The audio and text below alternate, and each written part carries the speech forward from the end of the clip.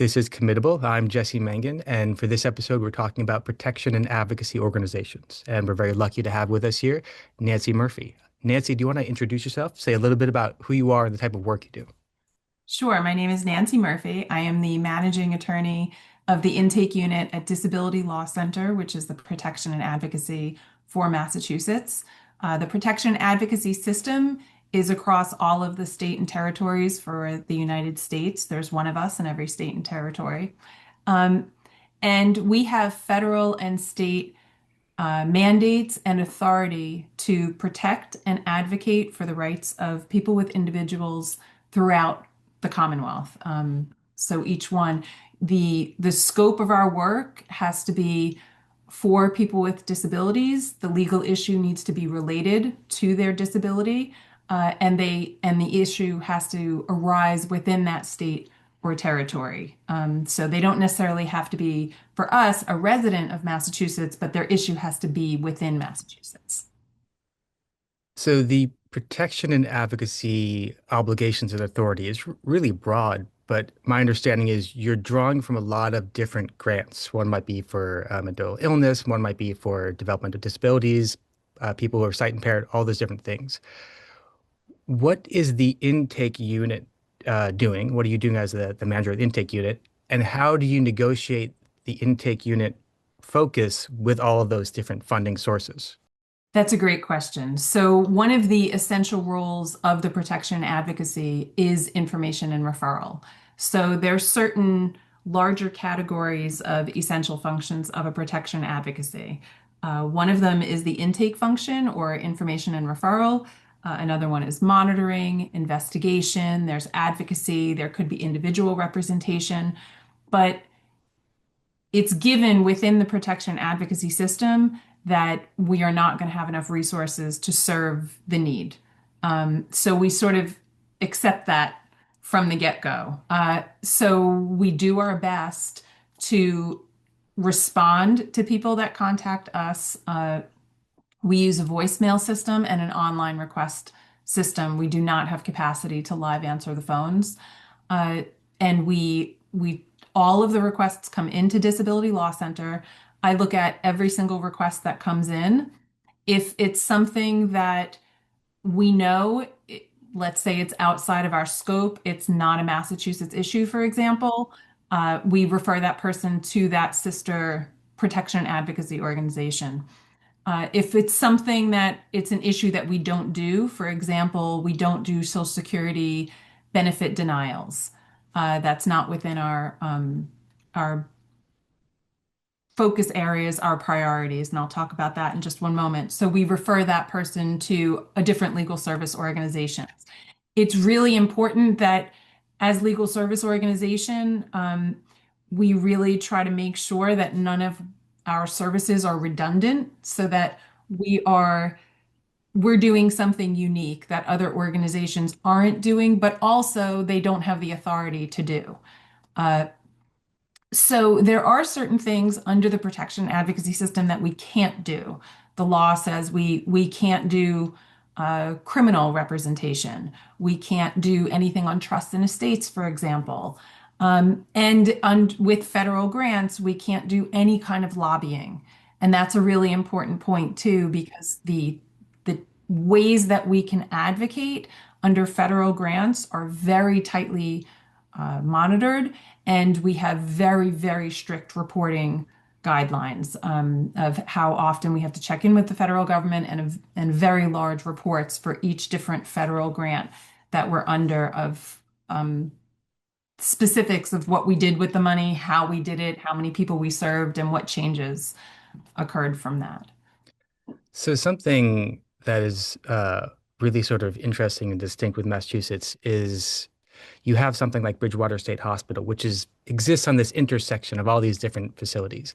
And if you're not supposed to be involved in lobbying, but you do have to be aware of policy initiatives and possibly policy education, how do you navigate an entity like Bridgewater, which exists on the sort of the overlap of all these things? How do you navigate that? We have a really clear lane that is only ours that we stay in. So Bridgewater is a great example because we are on-site monitors. We have been for over a decade. And as part of that, we're there weekly.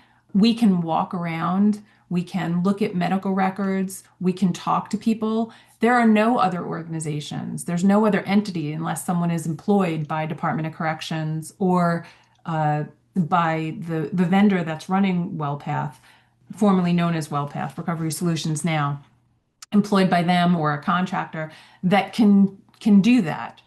And so that's a really vast mandate and a responsibility to go to people at Bridgewater, obviously because they can't come to us, and see what's happening on the ground and advocate in real time and then also over time about systemic changes. So a place like Bridgewater, we're looking at what are the federal and state laws, how are they being implemented on site, and then what is the reality of the quality of life there, and seeing it with our own eyes. That's a really unique role of the protection advocacy. If someone has a criminal law issue, that's a different legal services, that's Committee for Public Counsel Services, and we send them to them on that issue. If they're having, a benefits issue, there's benefits planners, or we'll refer them directly to Social Security. There's all of these different organizations, and one of the things that we do at intake, to go back to your second question, I think, is sort of try to be in the center of that spider web of services. So we can look at somebody and say, okay, tell us everything that's going on, and then we're going to say, okay, for this issue, this organization is the best place. For this issue, that's actually not a legal issue, but maybe an independent living center can help you. Or, you seem to be struggling with this issue. We know this great organization that's holding support groups. Why don't you go get in touch with them because they might act as a resource and support for you, separate from the legal issue, So being really tied into other legal service organizations, and then also what's happening in the community, what's happening on the ground. And one of the things that I've seen, I've been in with Disability Law Center for 20 years, and I watch my clients over a lifespan in a sense. I've had clients that were in high school when I started, and maybe they were looking at some sort of education issue and then a transition services issue and an accommodation in college, and then they cycled in a psychiatric facility, and then I did discharge planning. Then they go down the road and now they're looking at employment and getting off of benefits, and we're helping them with accommodations and employment. And you see that stretch. So to run the intake unit, when people call, you kind of have a sense of where their issue might be going. And so you can give them those additional resources that might not be about the legal issue that they're currently facing. It's definitely a benefit to our callers, I think. Having gone through the involuntary hospitalization commitment process in Massachusetts, it was about 20 years from the point where I was in facilities to the point where I learned about P&As. And when I learned about P&As, it was a strange emotional experience because it was exciting and confusing, and there's an instant reaction of, well, why weren't they there in that moment when I was in the facility? And then learning about the restrictions with these laws, like you've got the federal laws, which Right. I think create a context where things that you may feel are wrong and you may know are wrong are still legally accepted.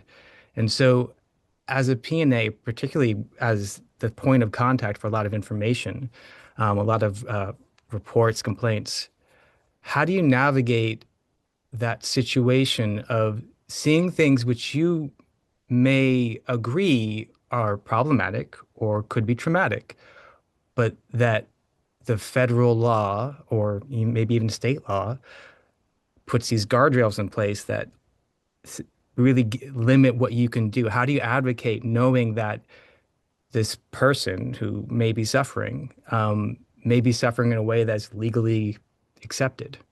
Right. I think the first thing that comes to my mind is it's really important that our staff, and that's our intake staff, but also our monitors that are on site in facilities regularly, and we're in all of the state facilities and a few private facilities regularly.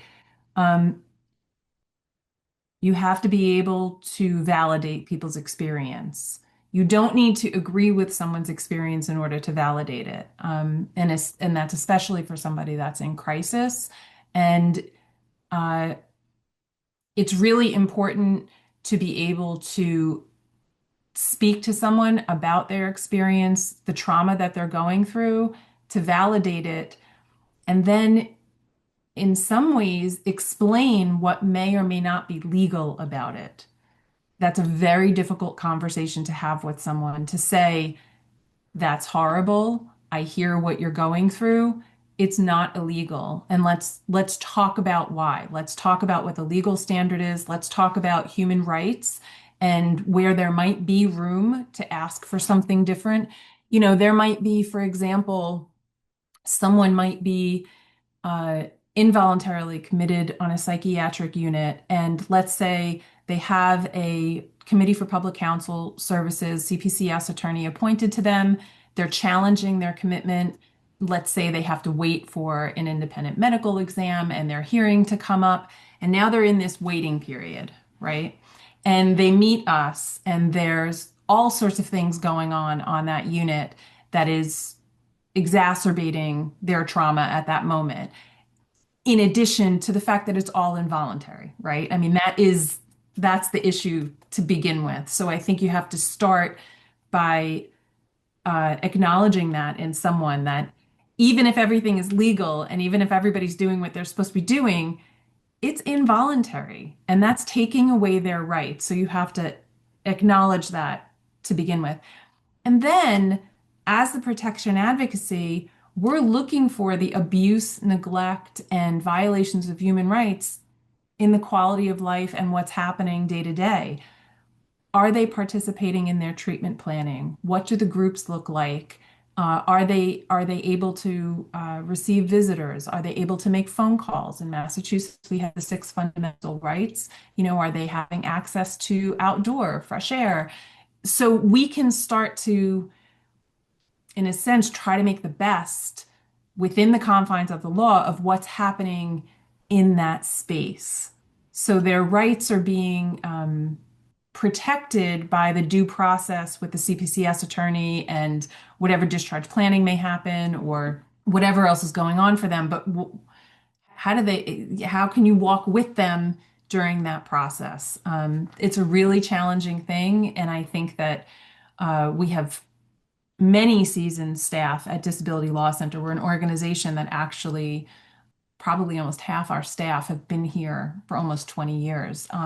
And as we talk as an organization about each time somebody joins about our mission and how we do the work, these are the conversations that we have of how do you help someone even if their legal issue isn't clear or we're referring them out.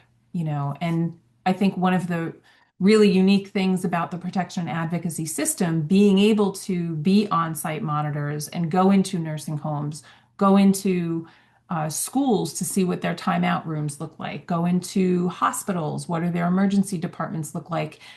That on the ground can't be replicated because you can't rely on what other people are reporting out is happening there. You have to really be there to see it. So it's a really important role for us.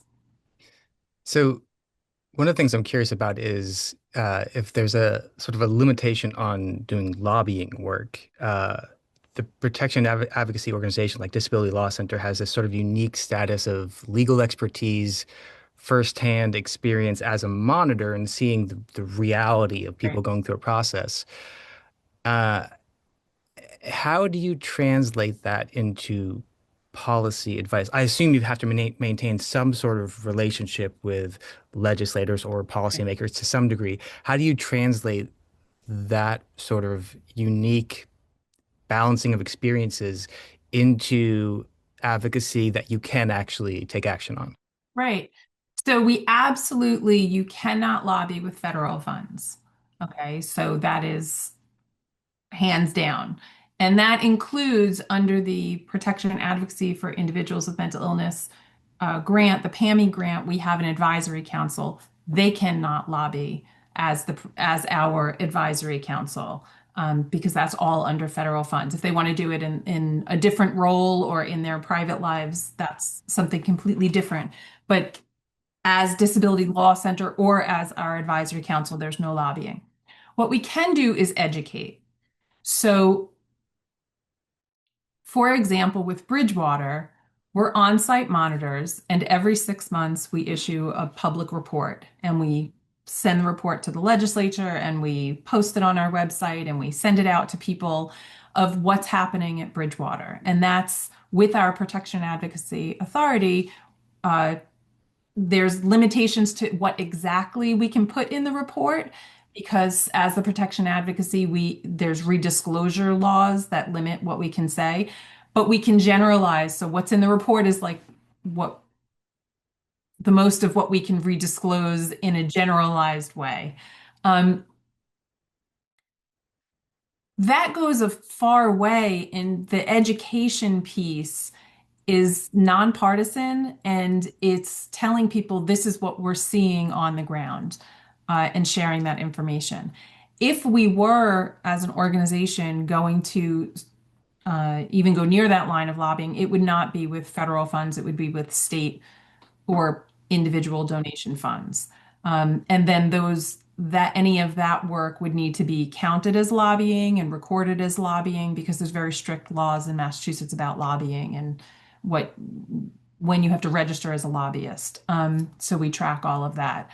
But I do think that there's a tremendous amount of work that you can do that is not lobbying, but is just education and people knowing their rights and understanding their rights.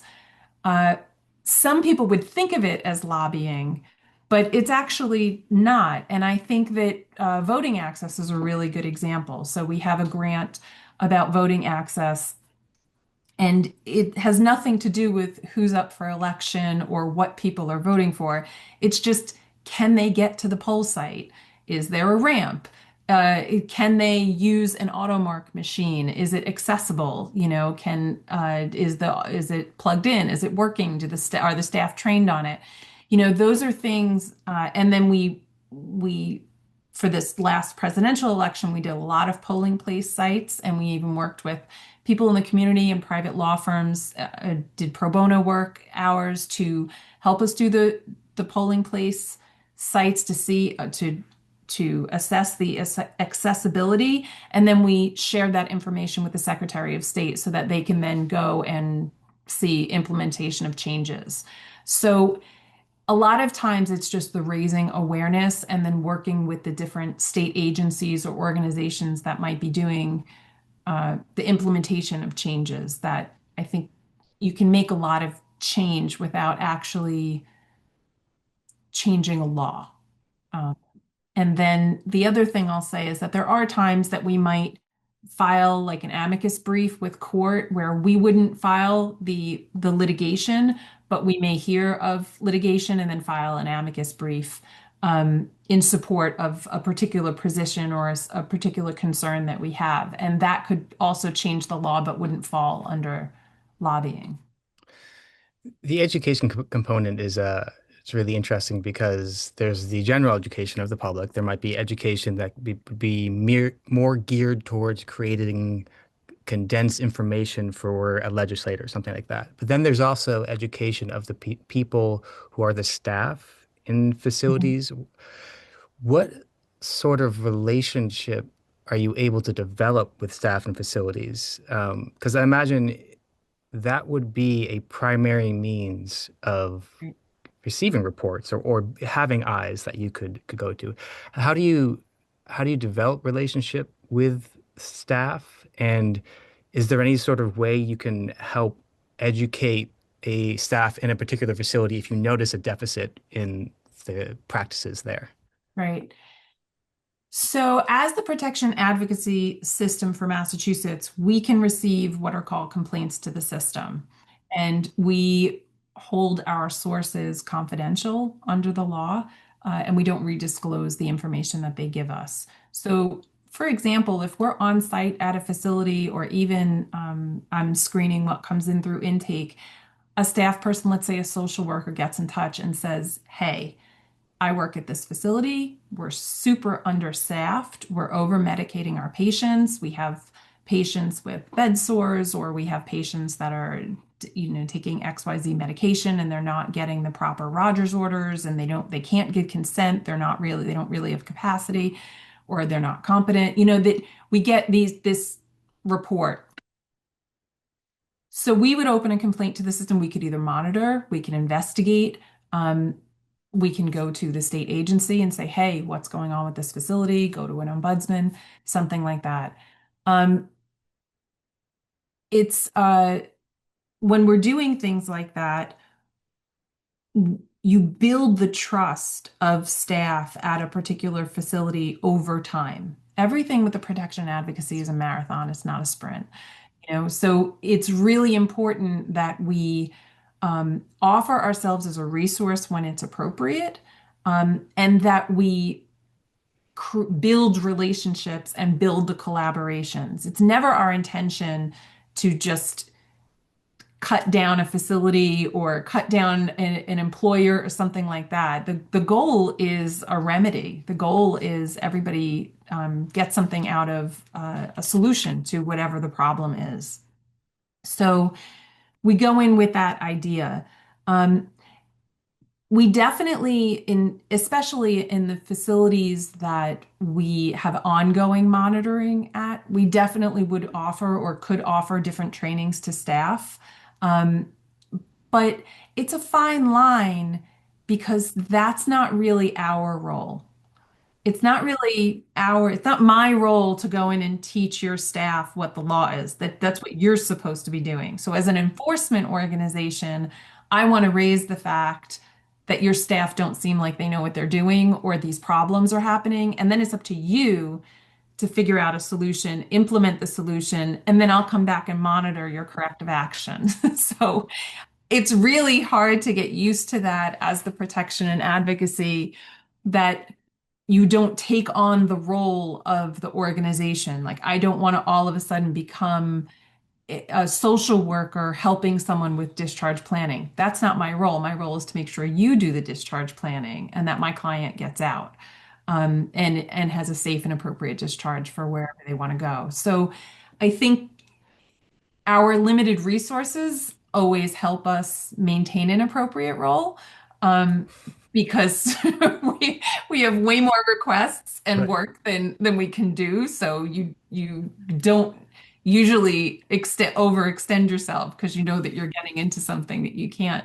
Um, but I do think that uh, a lot of the public facing outreach that we do, trainings that we do, monitorings that we do, it comes back to build the relationships of collaboration so that if staff are struggling with something, or even administrators of places are struggling with something, we would just as easily get a phone call from somebody to say, hey, we're seeing this issue. Can you come in and help us work it out?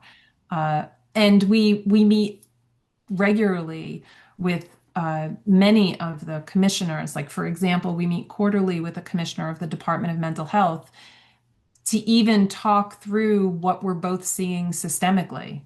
And that is tremendous in terms of relationship building. So, do I really want to be in a position? Well, I'll rephrase that. I don't want to be in a position where I'm training the staff at a particular DMH hospital. I want to be in the position where the commissioner is issuing a letter or a regulation saying this is what you all need to be doing, whether it's in a facility or it's in a group living environment, about how they're spending food stamps or something. Like, I don't want to do piecemeal. I want the biggest bang for my buck as the protection advocacy. So we're always thinking like that of how can we go bigger, go, more. Yeah, I think that that description speaks to kind of the origin of the P&A system, which is look at Willowbrook, the state school in New York. You have the early 70s, Geraldo Rivera does the expose. And really one of the foundational problems with that situation was you had a state-funded facility that there was no monitor who raised the flag saying you have one staff member to every, I think it was like 100 Right. people here, residents here, which is just asking for problems. It's asking for terrible things to happen. Right. So over the course of the past, 40, 50 years with the P&A system, it seems like there's been this ebb and flow where very few people will disagree that Willowbrook was something that was horrific and needed to end. But every once in a while, like as you're describing facilities that start reaching capacity and for whatever reason don't put on the brakes, don't readjust, it feels like there's that constant ebb and flow. With your work with DLC, do you feel that happening? Do you feel like every once in a while you are seeing maybe new people, same facilities, different people, but same problem kind of coming back and having to go in and say, this is where we have to pump the brakes on that. Yeah, absolutely. So I've been at DLC for 20 years, and I'm literally this weekend is my 20-year anniversary. So when I started at Disability Law Center 20 years ago, Massachusetts was involved with the system transformation grant. And for the Department of Mental Health, what that meant was these national experts came in, and there was a massive uh, push for the reduction and elimination of restraint and seclusion in psychiatric facilities in Massachusetts. Massachusetts was one of a few states at that time that got this grant, and they there was a huge kickoff, and there was training and manuals and resources and this big rollout of this transformation grant, and there were incentives for hospitals, and I started at DLC and I was like, this is cake. This is like the easiest job, like my job is to get rid of abuse and neglect, and here we are. And I moved from New York to Massachusetts, and I was working for the city of New York, doing actually defense work for the city of New York. So I was sort of on the other side, and I came here and I was like, this is so easy, like everything is. It's just the numbers of restraint and seclusion went way down, and I'm in Western Mass, and I was monitoring the hospital in Western Mass, which had eliminated restraint and seclusion. It Hmm. was just this enormous thing, and that went after the first year. The numbers went down, and then we there were steering committees that we monitored. These steering committees of and you see like within the first 5 years, the numbers went down and then leveled and then slowly, right? And so now you see that there are times where the numbers are going way up, and then there's an initiative and the numbers go down, and then the numbers go up again. And as the protection and advocacy, every month we get the restraint and seclusion data from Department of Mental Health of the actual numbers in all of the DMH facilities, psychiatric facilities, of how many people are restrained and secluded and what type of restraints were used and how long, how many minutes or hours people were in restraint or seclusion.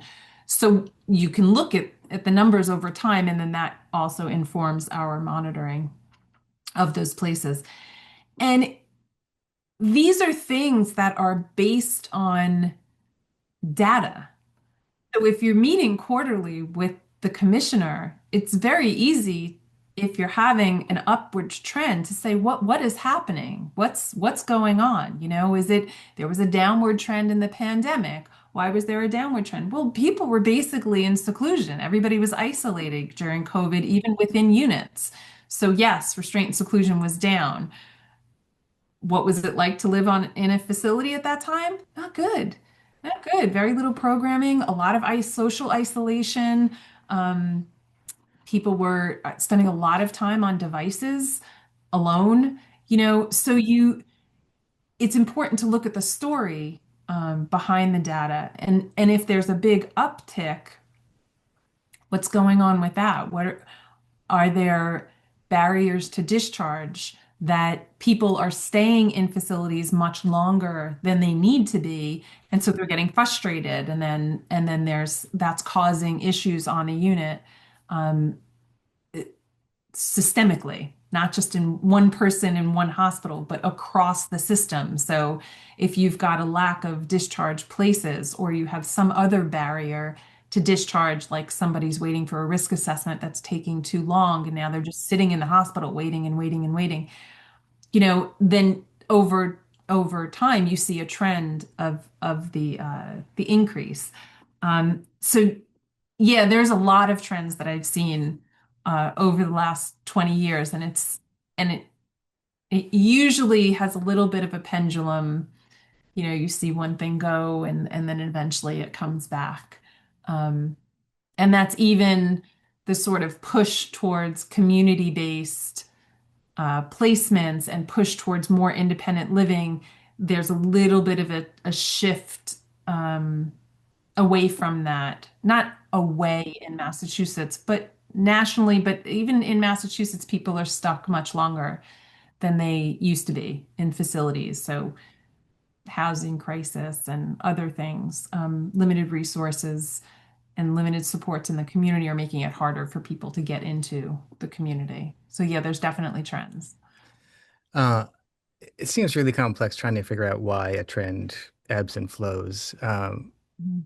I know with community placement, I believe a few years ago, the Massachusetts State Supreme Court made a ruling about length of detention in ERs, I believe. I think there was some ruling saying that the Department of Mental Health has to figure out how to make this shorter.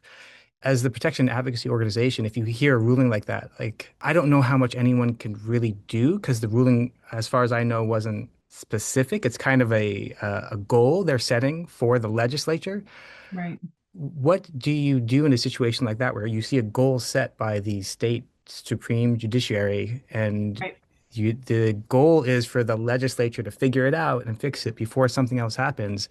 Do you just have to stay aware of that? Is there any sort of advocacy you can do while you're hoping the legislature takes that action? Yeah, definitely. I think that the one thing is to speak to DMH about it to make sure that we understand what processes they're putting in place to try to reach that goal. Another thing is that when we're in facilities or in emergency departments, are they aware of the ruling, and what steps would they take if they're having a hard time placing somebody? Um, I can tell you there's no emergency department that wants somebody in their emergency department longer than they need to be. So it's a really good example of when we are absolutely in agreement with the hospital staff. Nobody wants somebody in a hallway in an emergency department. Um, so it makes for really easy collaboration in terms of whatever the next step would be. And we track the requests that come in. So if, for example, somebody calls us and they've been in an emergency department for an extended period of time, we would want to know what efforts, what steps has that emergency department taken to get them to the next place? Have they been offered any other placements? Sometimes they might have been offered a placement but refused it because they want to go to a different placement, and so that changes things a little bit, right? Um, and then also, if it is a psychiatric placement, has Department of Mental Health been advised of it? Because there is a certain process where you can contact DMH, and DMH will step in to make sure that uh, all of the possibilities for discharge and placements are being looked at appropriately. In a rare circumstance, it might be somebody, we get a phone call and somebody says, "Well, I'm stuck in the emergency department. I've been here for 17 days, and I want to leave. They won't let me leave." And but it turns out, maybe they've rejected two different placements. DMH is involved and they're waiting on a bed at another facility. Like there's things that are going on. And in that situation, we want to make sure everybody's doing what they're supposed to be doing and that the individual understands their rights. And sometimes that might just be explaining to them, hey, if you keep refusing placements, you're going to be there longer. You've at some point you've got to take a placement and this is what it means. Or you can refuse and these are the consequences. And it might be exactly what somebody else told them, but that's what we do that too. I mean, because they Right. don't trust who's telling them that, they might trust us more. So we definitely sometimes just give people advice that they've already heard, but for one reason or another, didn't trust it. Yeah, and I mean to be fair, there's often a lot of people giving uh, accurate adjacent advice, the best advice, like a person, a staff in a facility giving the advice they were taught to give, which is close to accurate. So I totally understand why someone would be suspect or have questions about the advice being given by staff. But I also, as you're describing it, I'm thinking about, as you were talking earlier about sort of being at times an intermediary, that you have a point of contact, a person presenting an issue to you, and you know the organization isn't the one best suited to it. Massachusetts has a lot to work on in terms of some of these issues, but what they do have is a pretty robust set of organizations that work in different specific fields. So you act as an intermediary, but acting as an intermediary and figuring out best advice requires a lot of questions. It requires sort of parsing out some information that might be confusing to people. Do you have, I don't know, a system in place? Do you have an approach where if you're being contacted by someone and you've got to get to the information you need to figure out what the Mhm. next step is, and you have a person in a facility who very justifiably probably has some real hesitation about trusting any authority figure. Mhm. How do you approach that and find the necessary information and get that person the advice or the contact they need?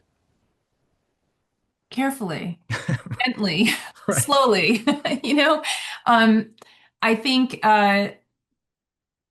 in a few years ago, we revamped our intake process. And what was happening in previous years is from the time that somebody contacted Disability Law Center to the time that they were actually, if they went all the way on to assignment to staff for some type of advice or representation, for a variety of reasons, that could take weeks. What in the massive behind the scenes changes, okay? Uh, Now that could be within 2 to 3 days. Over time and over the years that we've been doing this, that changes your reputation in the community. Okay. And if it also changed the way that we do the intake process so that if you call us during our the Monday, Tuesday, Wednesday from 9 to 1, that's when we accept all the requests. Beyond that is based on our capacity. Unless it's online, we respond to all of our online requests. Many times we're giving you a same day response. That matters because when someone's in crisis, especially if you're talking about, they're in an emergency department or they're on a psychiatric unit and they're in some sort of crisis, um, even if we can't help, the fact that we're getting back to somebody the same day or the next morning raises the credibility, especially in legal services where we're all so strapped, you may never hear back. So I think that's a big thing. We also we can email with clients, we can text with clients, we talk on the phone. If somebody needs a video meeting for some reason, we can do that. I think that sort of availability to meet somebody where they're at, let's say they have their phone and they're in an emergency department, they don't feel comfortable talking freely in front of staff, they can text, we can email. And so there's subtle things like that in the intake process that we're really aware of to try to build that trust and rapport like right off the bat. Um, and then beyond that, it's a different side of managing expectations, but being really clear about what we might be able to do and what we will not be able to do. And So I think it's Renee Brown, right? Clear as kind. Uh, I think so. so that's like you have to be able to tell people when either you don't think they have a legal issue or it's not a legal issue for us. And to me, the sooner you can do that to get them on their way to try to find whatever it is they're looking for, the better. Because there's it if someone has to wait a week and a half and you're calling them back and they're like, well, I was stuck in the emergency department. Now I'm over here, so thanks for nothing. That doesn't cut it. Um, so all of those things in terms of the timing and the different modes of communication, the skill of our staff in their communication with people, that's how you try to build that safe space for people to make their request and be able to talk freely for wherever they are. Because that's if you're in a place, especially involuntarily, or even if you're on the job and you feel like, your needs are not being met with an accommodation, you don't want to be speaking about that and having other people hear what you're saying. Yeah, it's the validation. Even if the response is we can't get you immediate help, the Right. validation of knowing someone thought my situation was worth responding to, which is often a problem when you're in a facility. So there was recently some leaked potential budget changes from HHS, and there is some suggestion or possibility that they might be cutting P&A funding. So as we wrap up, I wanted to ask the question, what would you say to someone who is asking, why should we keep funding these organizations?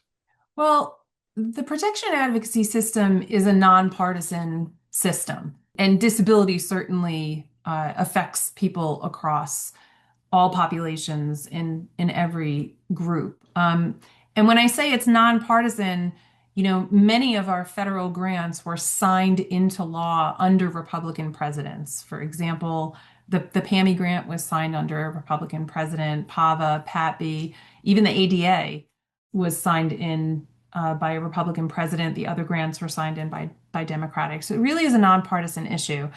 And I think that the work that we do to enforce the law of the land and to protect people where they are and the authority that we have under the law is so unique that whether it's somebody puts a parent in a nursing home and they don't know on a day-to-day basis the conditions in that nursing home, or somebody's rights are being taken away and they can't get a visitor, or they're on a locked psychiatric unit and they're saying staff are doing this to us or saying this to us, or even it's cold food, or they're blocking me from calling my attorney. The being on site and then being able to also receive those complaints to the system, open up an investigation, file a public report, all of these modes of advocacy that we have, they have a direct impact on a very large part of the population. Um, and the goal to get people as independent and as they can get, and even on the job, we've had so many clients over the years that get back to work and or stay at a job by the slightest amounts of accommodations for either medical appointments or changing the lighting. Maybe they have a brain injury and now they're having side effects from fluorescent lighting.